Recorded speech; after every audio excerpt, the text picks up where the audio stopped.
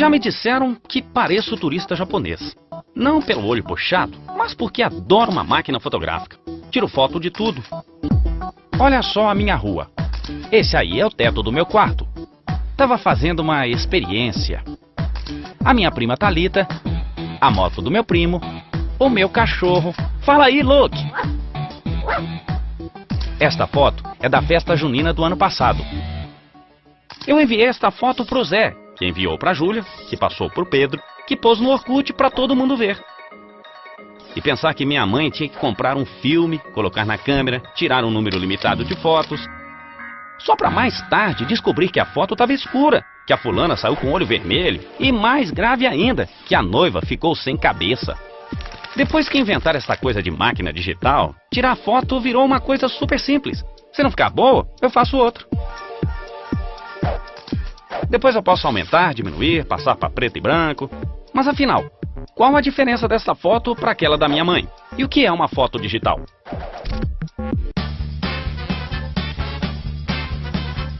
Esta foto foi feita em uma câmera digital. Esta em uma câmera analógica. Os dois tipos de câmera possuem uma série de lentes que focalizam a luz para reproduzir a imagem de uma cena. A principal diferença é a forma como elas registram a luz. A câmera analógica captura a luz em uma película formada por minúsculos cristais de prata que reagem às diferentes intensidades da luz. As câmeras digitais não usam filmes nem têm cristais de prata. Elas funcionam à base de sensores como este. A luz sensibiliza o sensor, que converte cada ponto destes na única informação que o computador consegue entender, os bits. A capacidade de registrar e armazenar tudo em sequências de zeros e uns é uma das principais diferenciações da tecnologia digital. Muito diferente do formato analógico, no qual as próprias ondas físicas são enviadas pelo ar ou copiadas para uma mídia, como um disco vinil ou uma fita cassete. Analógico vem de análogo. É a representação de alguma coisa continuamente através de algum meio. Fazer analogia é copiar, imitar, tentar reproduzir algo da maneira mais fiel ao original. Pensando bem, isso é bem mais antigo do que parece. Os homens ainda viviam em cavernas quando descobriram que era possível criar e guardar as reproduções do mundo que os cercava. Eles usavam as pedras para reproduzir imagens dos animais e da vida daquela época. Era tudo meio tosco, mas a gente poderia dizer que os homens da caverna estavam fazendo uma espécie de processo analógico. Eles copiavam os contornos dos animais e formavam imagens em 2 dimensões. Ainda hoje, eles são os únicos registros da vida daquela época. Com o passar do tempo, o homem começou a usar outras formas para captar e registrar a realidade, ou melhor, sua versão da realidade. A invenção da fotografia representou uma revolução e tanto. Pela primeira vez, o homem conseguiu reproduzir uma imagem exatamente como ela era. O primeiro dispositivo de captura de luz a partir de sensores surgiu em 1975. Naquela época, ninguém podia imaginar que a fotografia digital ia virar febre mundial. Assim como este quadro é feito de pequenos pontos de tinta, o corpo humano é feito de células e esta casa é feita de tijolos, toda fotografia digital é feita de pixels. Cada quadrinho deste é um pixel. Pixel é a abreviação de Picture Element.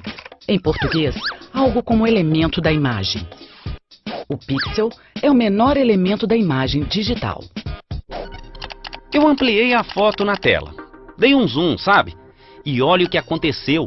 Tá vendo esses quadradinhos? São os tão falados pixels.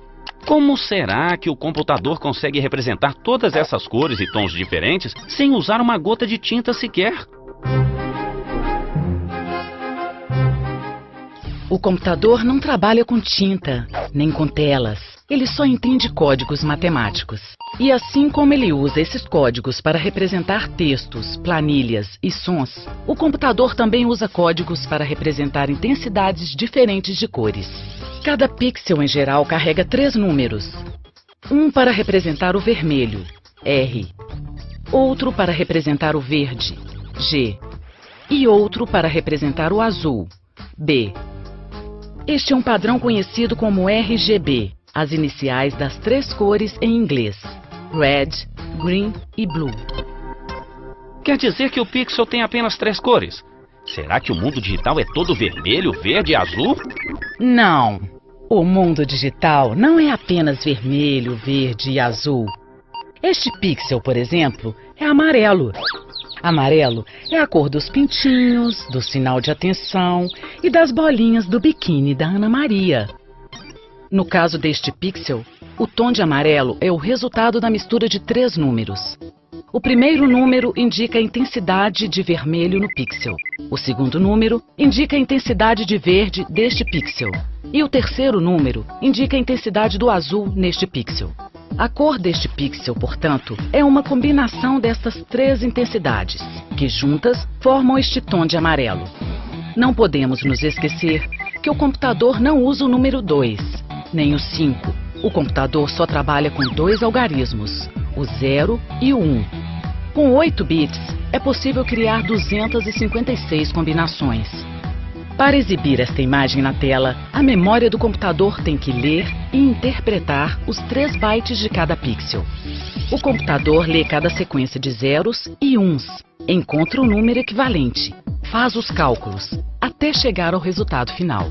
É difícil acreditar que todo computador é pura matemática. Isso significa que a careta do Carlos não corre o mesmo risco da noiva sem cabeça. Afinal, as imagens digitais nunca perdem a cor, já que os bytes nunca mudam. As imagens digitais costumam ocupar muito espaço na memória do computador. Claro que tudo depende do tamanho de cada imagem. O tamanho de uma foto digital depende da quantidade de pixels que ela tem. A quantidade total de pixels de uma fotografia equivale ao número de pixels na horizontal multiplicado pelo número de pixels na vertical. Esta foto tem 1.500 pixels em cada linha vertical e 2.000 pixels em cada linha horizontal. Isso dá um total de 3 milhões de pixels, ou 3 megapixels. Como cada pixel desta imagem tem 3 bytes, um para cada cor, isso significa que ela tem 9 milhões de bytes. Para abrir essa imagem, o computador vai precisar ler e interpretar todos eles, byte por byte, pixel por pixel. Uma imagem de 3 megapixels é considerada um arquivo grande. Um arquivo grande ocupa muito espaço no disco rígido do computador. Um computador pode ter problemas para encontrar o que procura quando o disco rígido está lotado de bytes. Tudo depende da capacidade do disco rígido, o HD.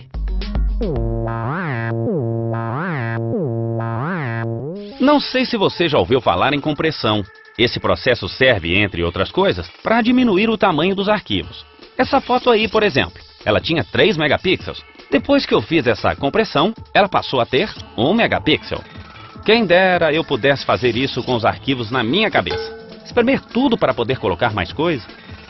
Como o tamanho das fotografias depende da quantidade de bytes que ela tem, uma forma de diminuir seu tamanho é reduzir a quantidade de bytes. Existem formas diferentes de fazer isso. São os métodos de compressão. Esta imagem, por exemplo, ela está em preto e branco. Tudo o que o computador precisa é associar um bit a cada cor. O branco é representado pelo número 1 e o preto pelo 0. O computador guarda esta imagem em sequências de 0 e 1. Para exibir novamente a imagem, ele tem que converter o código em cor novamente. 0, 0, 0, 1, 1, 1, 1, 0, 0, 0. Isso pode levar muito tempo. Alguns programas de compressão criam códigos para facilitar esse trabalho. Ao invés de guardar pixel por pixel, ele guarda sequências. 40, 91, 20. Acho que entendi. Minhas fotos não passam de códigos matemáticos. Mas será que a mesma coisa acontece com o som? O som nada mais é do que o resultado da vibração do ar. No formato analógico, o som é registrado e transmitido exatamente da forma original, ou seja, em forma de uma onda contínua. Uma pessoa fala em um microfone. Alô, alô, teste. passa pelo microfone em forma de onda. A fita cassete grava o som em forma de onda.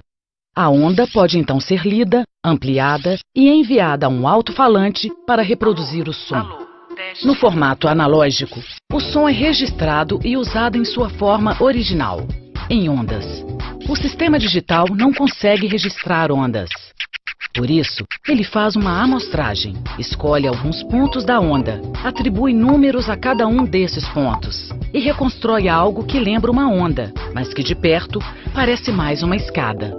Quanto mais pontos a curva tiver, mais parecido com o som original. O sistema digital mudou radicalmente a forma de lidar com a informação. Nunca na história da humanidade foi tão fácil produzir, enviar, guardar e acessar informações. Eu, um simples mortal, posso gravar uma composição própria no meu computador e ainda posso enviar para o celular do Pedro, publicar na internet, passar para o aparelho MP3, copiar para um CD e distribuir para todo mundo. Tudo isso graças à matemática.